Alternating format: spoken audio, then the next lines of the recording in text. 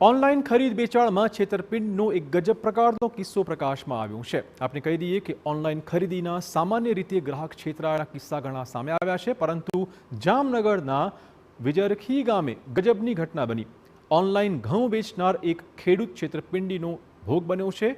વિજરખી ગામના ખેડૂત Devayatbhai મેઘાભાઈ ખેમણિયાએ social media પર ઘઉં વેચવાની પોસ્ટ મૂકતા હિંમત ચૌહાણ નામના શખ્સે ફોન કરીને રાજકોટમાં પોતે ગ્લોબલ ઇન્ડસ્ટ્રીઝ ચલાવતો હોવાની ઓળખ આપીને ઘઉંનો સોદો નક્કી કરી 27 મેની રાત્રે અન્ય 2 શખ્સોને સાથે લાવી ટ્રકમાં 372 મણ ઘઉં લઈ ગયા હતા।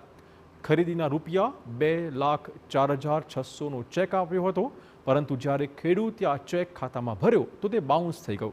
રાજકોટના શખ્સે ત્યારબાદ આંગળિયાથી નાણાં મોકલી આપવાની વાત પણ કરી હતી, પણ નાણાં ન મોકલી અપાયા। અંતે ખેડૂતે પંચકોશી એ ડિવિઝન પોલીસ મથકમાં ફરિયાદ કરી છે।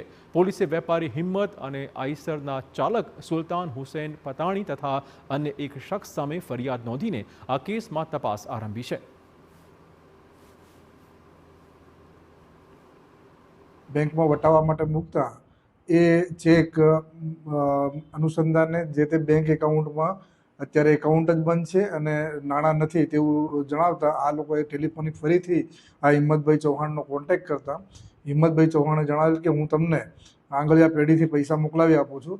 ફરીથી એ બાબતે એમને સંપર્ક કરતા આંગળિયા પેઢી મારફતે પૈસા નહીં મોકલતા ફરીથી મોબાઈલ ઉપર સંપર્ક કરતા મોબાઈલ ફરીથી બંધ આવતા અવારનવાર તેમને કોન્ટેક્ટ કરતા પણ કોન્ટેક્ટ નહીં થતા અંતે ફરિયાદી દ્વારા પંચાયત પોલીસ સ્ટેશનની અંદર ફરિયાદ આપવામાં આવેલ છે।